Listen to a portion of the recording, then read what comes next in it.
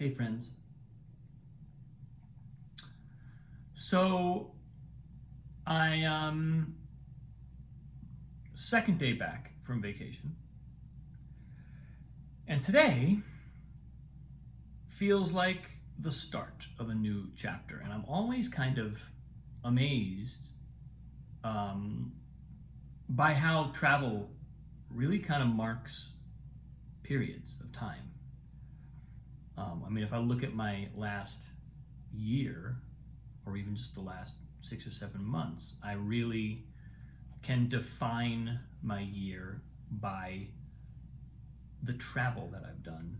Not because the travel in and of itself is so significant, but because it has marked the beginnings and endings of important phases of my work, important phases of in my relationships. In some ways that's not a totally linear relationship, but there've been these mile markers that are marked by movement. And yesterday got back and basically had a day of being here for the first day, and I had deliberately cleared my schedule to spend all my time with Annalise because I knew she might be a little she might take a little time to settle in. So we just took our time to settle in. We went and saw her auntie Sabina, and we played under the table at the coffee shop. She did. I didn't crawl under the table, in case you were worried.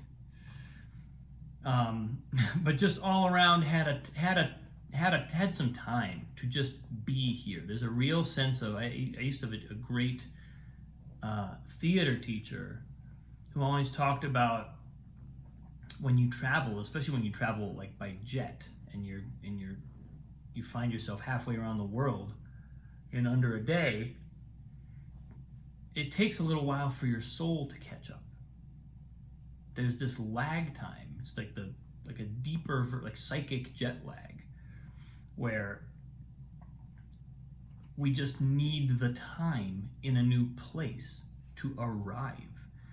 And I've gotten, I think, a little bit better about observing that and noticing that. And the fact that yesterday was a totally unstructured day of being, simply being. We went up to Santa Fe, and I just sat at this coffee shop and did nothing for probably a good 90 minutes or 2 hours. And then we went over to my sister's house, and Annalise and her just did each other's hair for an hour. It was just being. And I kept thinking, don't we have something to do? Is there something we should be doing? Should I be making plans to do something? And I kept kind of like getting the answer, no, just be.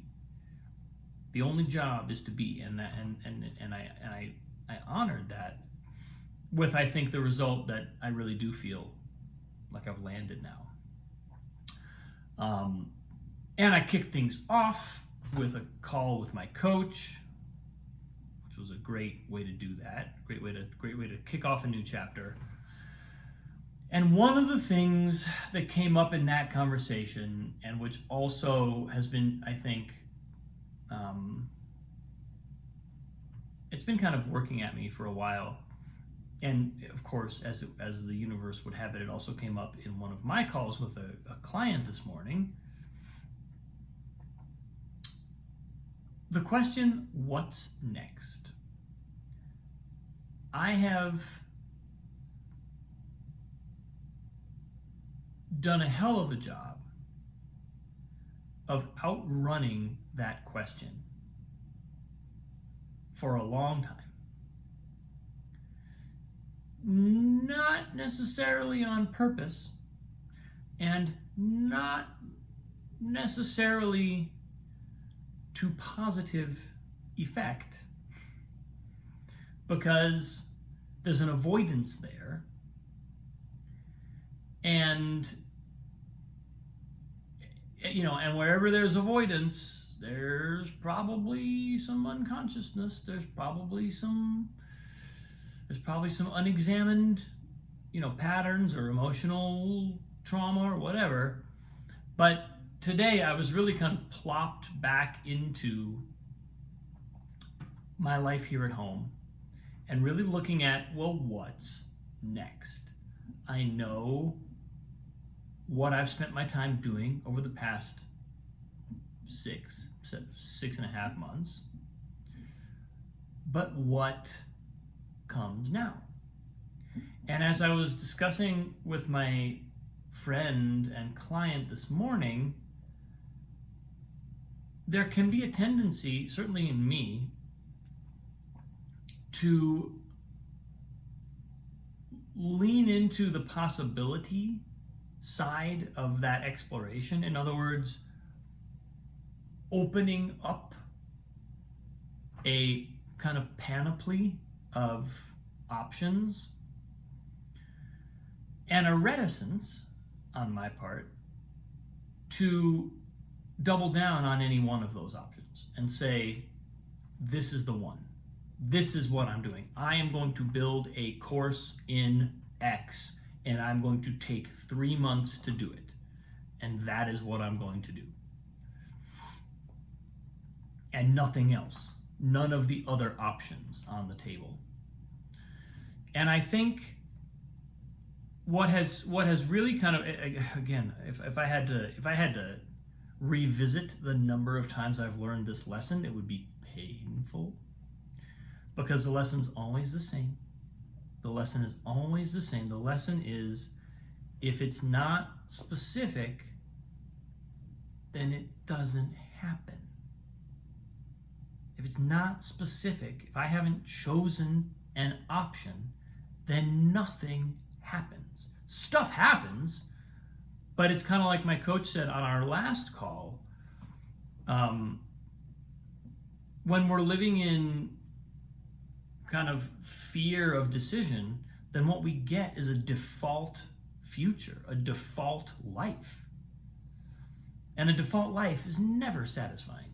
A default life is always,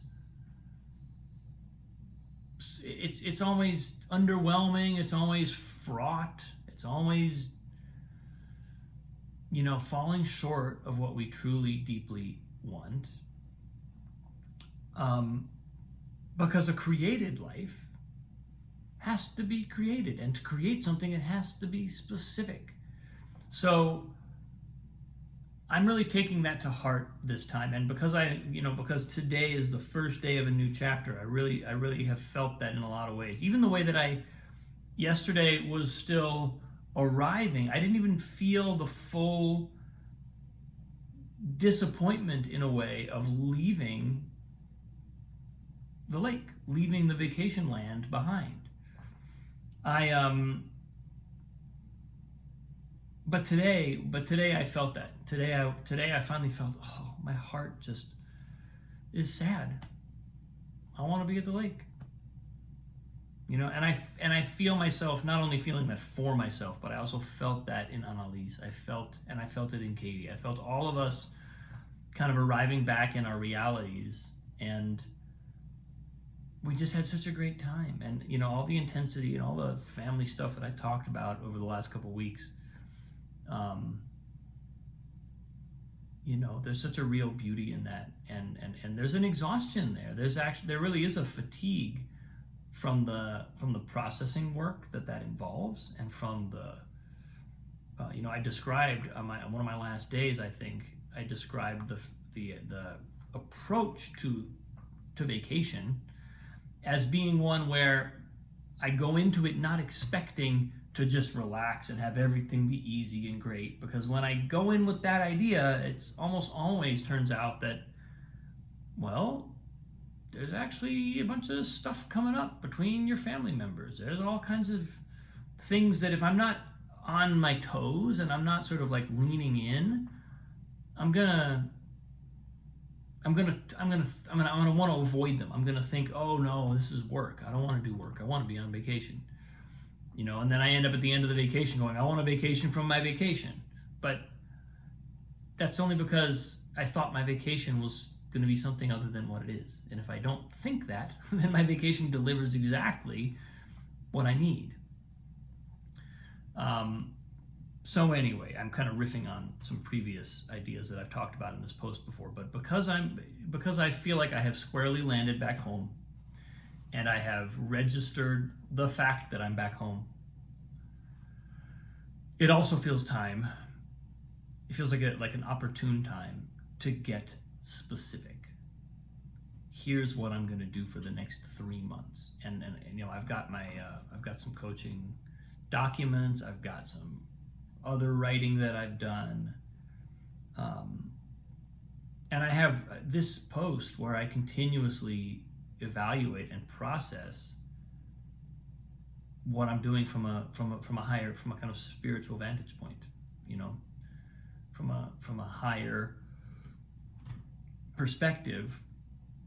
I look at the big picture and I see what's aligning and what's not, and I have to articulate that. So it's an incredibly helpful exercise, and there's actually a description of that I want to talk about on a future post, because I think it's actually part of what my next steps are going to be. But all that is to say that in the next couple of days, I'm going to articulate for myself and actually, declare, here's what I'm doing for the next 3 months. Here's where my energy is going to go. Here's what I want to put my time into. And then I can, and 3 months, it'll probably have to be more than that ultimately, but 3 months gives me a time frame that I feel like I can live with. Even if I hate it, even if I choose something and I get really specific and really clear and really committed and I hate it, I'll survive 3 months, right? There are people who have jobs they hate for years. So, and I'm not even likely to hate it. It's most likely that I'm gonna love, or at least deeply enjoy, a lot of what I do, because all the work I do is inspiring work that's by and large in alignment, So I think there's a kind of wanting to kick myself in the rear and actually stop telling the story of I'm figuring out what's next. I'm figuring out what's next just means I'm choosing not to choose. And it's a new chapter. It's a new day. I got a chance to choose. So, you heard it here first. Come back tomorrow, and I will actually be kind of putting a flag in the ground for the next few months. And I'm excited about it, and I'm scared shitless. So, there's that. Never a bad time to be scared shitless about the possibilities that your life holds. So, thanks for watching, people. Much love. Have a wonderful day. I'll see you tomorrow.